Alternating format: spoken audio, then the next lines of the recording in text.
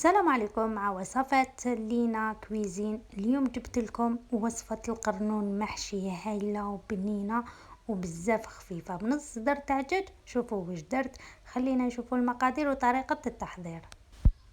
اول حاجة لهنايا انايا واش نحتاج، كمية تاع الزيت في الطنجرة تاعي نضيف لها نص صدر تاع دجاج. تقدروا ديروا صدر كامل، يعني على حسب افراد تاع العائلة ولا العرضة تاعك. لهنا نضيف حبة تاع بصل لهنا متوسطة الحجم. تقدروا ترحوها ولا تقدروا تقطعوها مكعبات صغار، قطع صغار من الاحسن ترحوها. نخلي البصل تاعي هذيك تتقلى مع الدجاج تاعنا. السر يا البنات في الماكله تاعنا تكون بنينه، نخلو البصل والدجاج يتقلاو دائما. نضيف لهم كميه تاع معدنوس وحشيشه. انا لهنا ما كفانيش المعدنوس، ضفت له شويه حشيشه باش يطلق لنا البنه. نجيب هنايا كمية من الجلبانة، هذه الجلبانة فريشكا. تقدروا تستعملوا الكونجلي، تقدروا تشروها تنقوها وتحطوها في كونجيلاتور، كل ما تحتاجوا تجبدوها. انا هنا نقيتها غسلتها واستعملتها ديرات. نبدا نتبل في الخليط تاعنا. مغرف تاع مغرف تاع توابل الدجاج. نضيف لها مغرف تاع فلفل اسود وملعقة تاع كزبرة ميبسة ومرحية. نضيفوا شوية تاع ملح ونخلط كامل هذوك المكونات تاعنا مليح. هنايا كنت حطيت كسرونة فيها الماء يسخن، من الأحسن نمرقو بالماء السخون هكذا باش الجلبانة تاعنا تحافظ على هذيك الطراوة تاعها.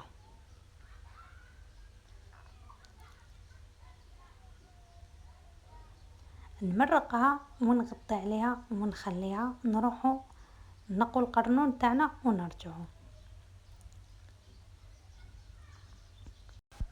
هنا نحتاج كمية تاع القرنون على حسب العائلة، ونحتاجو القارص.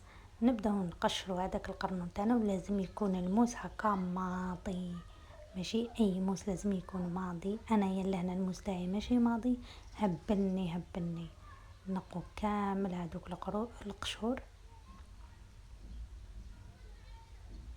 انا كنت نقيت من قبل كمية وحبيت نكمل هذه الحبة الاخرى معاكم.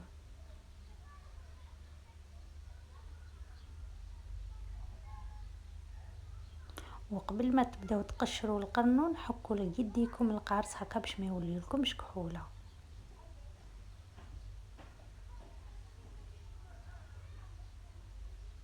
هكا نحك لها كامل القارص هكا باش ما تكحليش.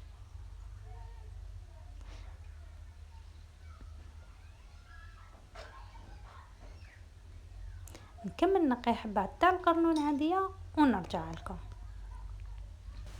بعد ما قشرنا القرنون تاعنا نروحو نحطوه في المرقه تاعنا. لاصوص تاعنا تقدروا تخلوا حتى يطيب الدجاج وديروا القرنون تاعكم. تقدروا حتى يطيب الدجاج تنحوا الدجاج وديروا. انا درتوها في هذه الطريقه باش يمتص لي كامل هذيك التوابل هكا. نغطي عليه ونخليه حوالي 20 دقيقه، ما نخليهش يطيب بزاف ونحوه. هاوليك القرنون تاعنا بعد ما طاب ما خليتوش يطيب بزاف هكا باش يبقى شد روحو. هاي ليك لاصوص تاعنا، شوفوا كيفاش راهي اختارت لنا. نشدو جبت هذاك الدجاج خليته برد ونبدا نقطع فيه. واش نقطعوه بالمقص هكا باش يجينا ما يجيناش طويل. كان نقطعوه باليد يجينا طويل، نقطعوه كامل بالمقص ولا تقطعيه بالموس، تحاولي تقطعيه تفتيه مليح. هذه الوصفة بزاف هايلة وبنينة. سورتو هادو ليامات ولينا نحيرو واش رانا نطيبو، واش رايحين نطيبو. نقطع كامل الدجاج تاعي هكا، نفتو كامل مليح هكا باش ما يجينيش في القرنون طويل ويبدا يخرج لي. بعد ما فتت كامل هذاك الدجاج تاعي نجيب مكعبات تاع جبن، ولا تقدروا تستعملوا جبن تاع الطلاء. انا يلا هنا هكا نستعمل يدي باش كامل يدخل لي هذاك الفرماج في الدجاج تاعي. اللي ما تحبش تقدر تستعمل مغرف. انا هكا باش كامل يدخل لي هذاك الفرماج ويتخلط لي مع الدجاج مليح. نخلطهم مليح هكذا. كما راكم تشوفوا. حاولوا تدخلوا هذاك الفرماج كامل في هذاك الدجاج. المذاق تاعو راح يجي ولا اروع. الفرماج يعطيله بنه بزاف بنينه، يعطيله بنه رائعه جدا. جربوا هذه الوصفه ما راحش تندموا عليها، واللي جربتها تخلي لي كومونتير ودير لي جيم هكا وتقول لي كيفاش جاتها. نزيد شويه لاصوص تاع من لاصوص تاعنا تاع الجلبانه ونكمل نخلط هكا باش تزيد طري لي هذاك الفرماج تاعي والدجاج هكا. ونبدا نحشي في الفرماج تاعي نعمرو، نحاول نضغط عليه باش يشد لي روحو في الحبه تاع القرنون. انايا بعد ما عمرت انايا القرنون تاعي حشيتهم مليح وضغطتهم، نجيب لاصوص تاعي نفرغها في البلا تاع الفور اللي راح نحطه داخل الفور كامل. نفرغ هذيك لاصوص ونبدا نستف في القرنون تاعي هكا باش ندخلو للفور باش نعطولو هذيك التحميره الشابه لي من الفوق. الله الله، وتزيد له البنه كيما راكم تشوفوا. البنات جربوا هذه الوصفه ما راحش تندموا عليها، بزاف بنينه راح تجي روعه.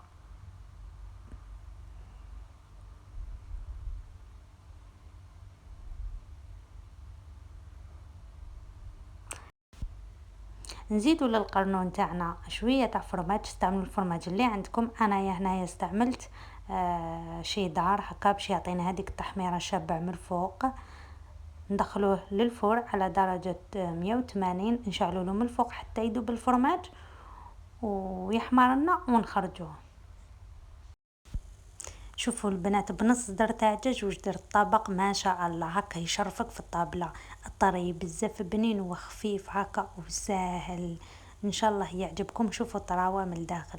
ان شاء الله يعجبكم هذا الطبق وتجربوه، ونلتقي في فيديو اخر ان شاء الله. ما تنسوش الاشتراك في القناه وتفعيل الجرس وجاو.